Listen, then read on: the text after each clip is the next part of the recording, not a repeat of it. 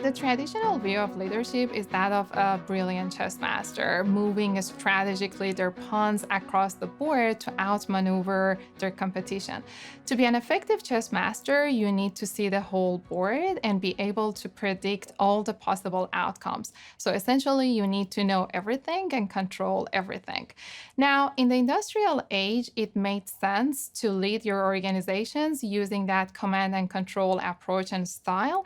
But in our dynamic, constantly changing environment, there is simply too much information and things change so fast that you can't take in all the information and hand down a decision.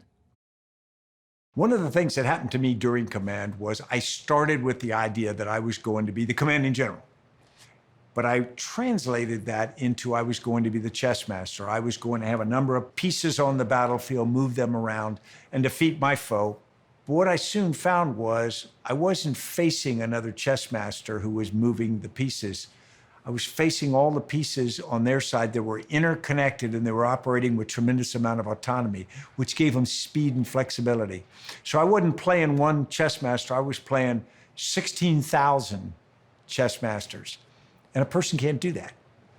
In order to be successful in this new environment, you need to have an adaptable team. And in order to lead that adaptable team, you need to make sure you are providing them with the opportunity to see the situation for themselves and to take action on that. Essentially, in this new environment, you need to be a gardener and not a chess master because a gardener doesn't make the plants grow.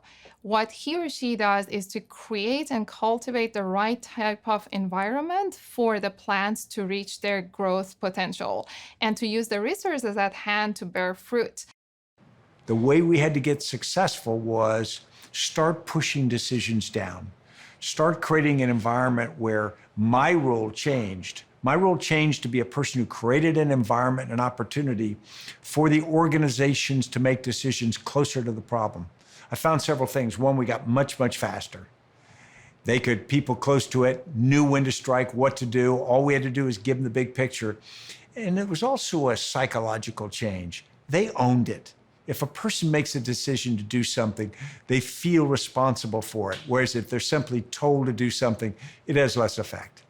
So once that cultivated environment is prepared, your team can live out empowered execution.